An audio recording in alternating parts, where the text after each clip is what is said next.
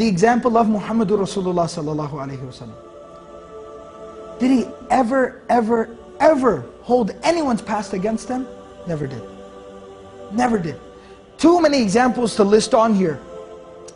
Wahshi. Wahshi is the man who assassinated the uncle of the Prophet ﷺ. The death of the uncle, the murder of the uncle, the mutilation of the body of the uncle of the Prophet ﷺ is one of the moments in his life where the Sahaba say, it was one of the few times where we saw the Prophet ﷺ in such profound pain.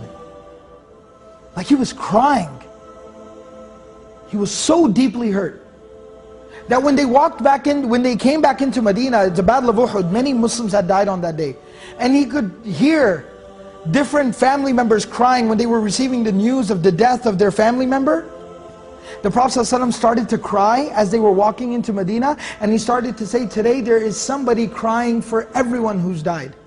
But there's nobody crying for my uncle, because my uncle's own family was the one who did this to him.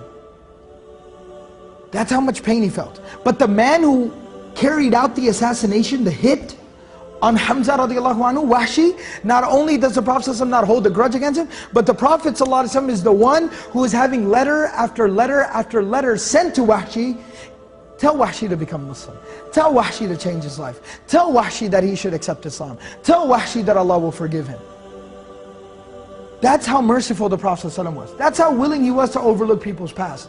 Hind, the woman who hired Wahshi to assassinate Hamza radiallahu anhu.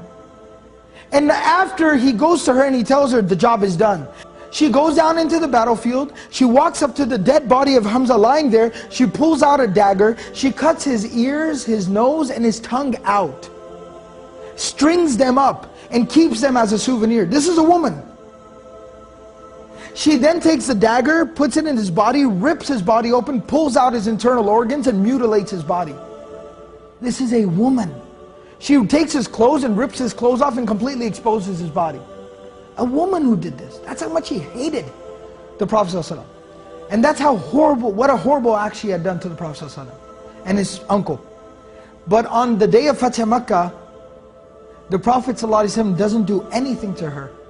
And when she comes to the Prophet ﷺ to accept Islam, ahlan wa sahlan, marhaban bikum. He welcomes her, gives her the shahada, allows her to become Hind radiallahu anha. A companion, a female companion of the Prophet ﷺ. And the stories go on and on. Ikramah, the son of Abu Jahl, same thing. Khalid ibn al-Walid, the architect of the killing of dozens of Muslims on the day of Uhud. All of these people, they were embraced with open arms. And they were made to be close to the Prophet ﷺ, and he accepted them as they were. And that's not all, those are people that did something against him, even people who were just bad people in society. The Prophet ﷺ embraced him with open arms.